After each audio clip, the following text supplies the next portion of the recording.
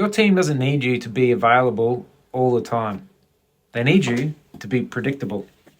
And I know that might sound a bit cold at first because most good team leaders care deeply.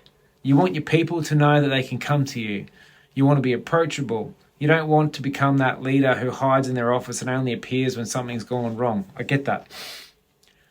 But constant availability is not the same as good support. Sometimes it's the thing that's quietly breaking the team and you. When you're available all the time, your team stops needing to think about when, how, and why they'll come to you. Everything just comes straight through the door.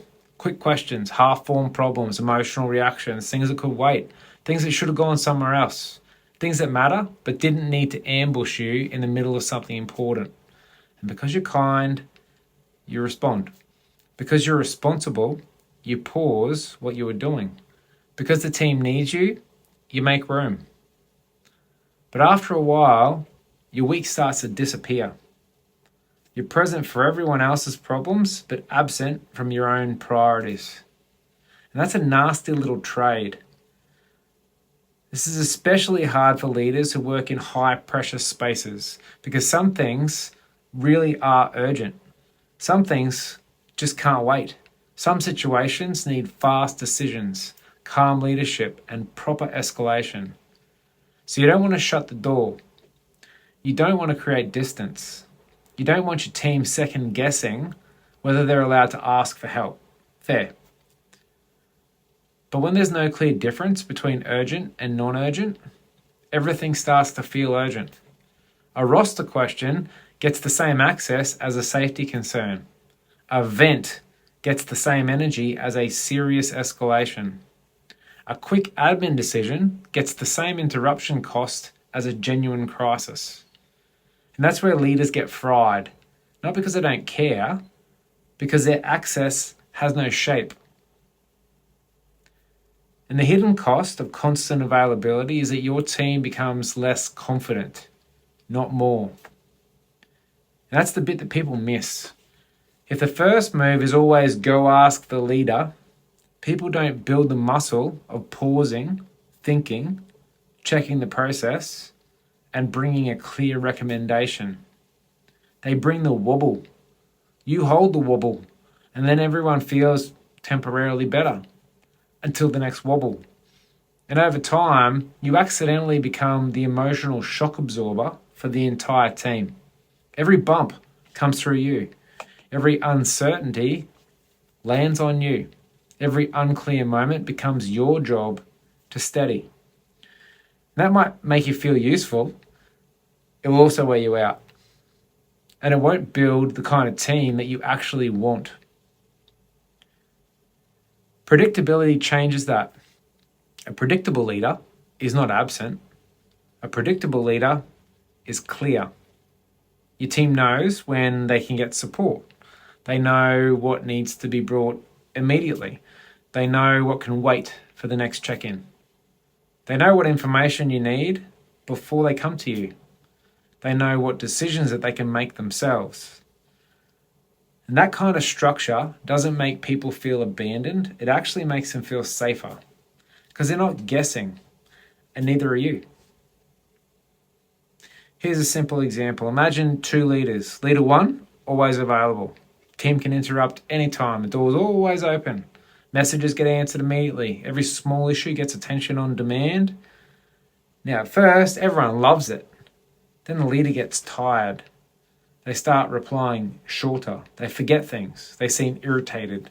They're technically available, but emotionally cooked. And now the team doesn't know which version of the leader that they're going to get. That's not safety. That's roulette. Leader 2 has clear rhythms. Morning check-in, weekly team reset, proper escalation pathways, clear office hours or support windows. If it's urgent, here's what to do.